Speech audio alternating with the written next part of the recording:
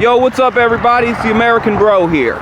So, something I'm wondering, and I just want to give a little food for thought on something. Ever since the beginning of time, now I don't know if you're Christian, pagan, Muslim, atheist, hell, you could represent the Church of the Kool-Aid Man for all I care. I'm going to use Adam and Eve as an example because that's the most well known. At the beginning of time, there was Adam and Eve. There was man and there was woman. So what I'm curious about is how come people don't seem to be able to understand something that has been understood since the beginning of time. A man is not a woman and a woman is not a man. They are two sides of the coin, but one of them is not the entire coin. It is not a two-sided coin. It is not a coin with two heads. There is man and there is woman. So, the transgender movement apparently does not believe that anymore. They seem to have either a misunderstanding or a willful ignorance of the human reproductive system, which has been known and which has been understood by mankind, by humankind, since the beginning. And it's not just humankind that understands the reproductive system. Every type of mammal, every reptile, every fish, every kind of organism, every species understands their biology and how their reproductive system works. Why is it that humans, which are supposed to be the most advanced species, have people as a specific subset that does not seem to understand that? Now, I'm going to break down a couple differences, and these are just basic differences. Males, we do not have periods. Women do. If you are a man and you have blood coming from that area or any kind of area, you need to go to the hospital and you need to get a medical exam because there is a very good chance that that is a symptom of prostate cancer. So that needs to be addressed. Sports. Males biologically have more muscle and stronger muscles and are bigger than women, than females.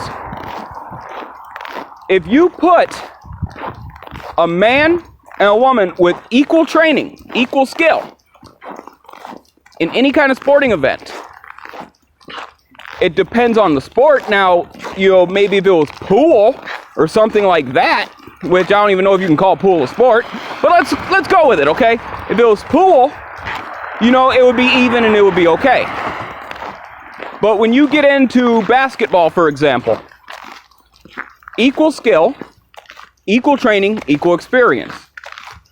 Due to the fact that the male is going to usually be around, when you go by basketball players, so the shortest player in the NBA right now is 6'6".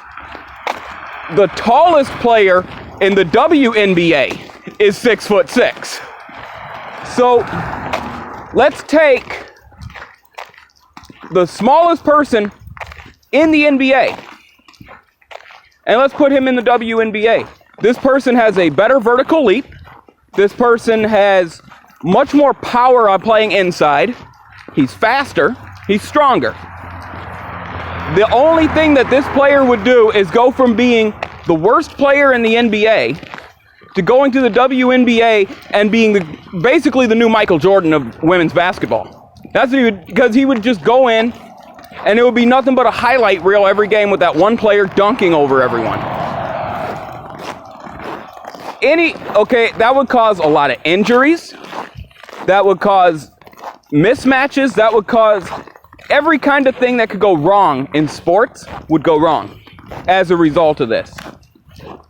The transgender movement seems to feel as if they're right. They seem to feel as if everything they're saying is gospel. It's almost to the level of a religion. It seems just like a religion. Except this religion, most religions, especially, there's some that haven't, there's some religions that still have not progressed with society, but with the way the trans movement acts, they suppress anyone who speaks against them. They shout them down. They threaten them, intimidate them, bully them, harass them, but they mainly target women. And it's mainly gender-critical women that speak out against how they feel. Now follow me. Suppression of dissenting speech, violent targeting of opposition, and looking for lawful suppression of speech to prevent opposing speech. Accept them or you are a traitor. Accept them or you are the enemy. To me, this sounds a lot like 1930s Germany. That's what it sounds like to me. It sounds like 1930s Germany as Hitler was coming into power, and gender-critical women are being viewed the way that the Nazi Party viewed the Jewish. And it's the same thing that the Nazis did. Hitler, when he was running and when he was rising to power, said absolutely nothing about killing people, said nothing about concentration camps, nothing about any of that. All of a sudden, he started doing it when he came in power. What do you think the trans movement is doing? The same thing. They're a little more open with their violence. Like, they make threats and things like that, but they're trying to invade our legislative processes now. They're trying to invade our legislative processes. They're doing it in the UK. Over here in the United States, for example, there's a representative. By the way, this representative has me blocked on social media, which is illegal in the US. But the name is Amelia Decotten, representing the New York State Democratic Party. They are invading our politics. They're invading our legislative systems all around the world.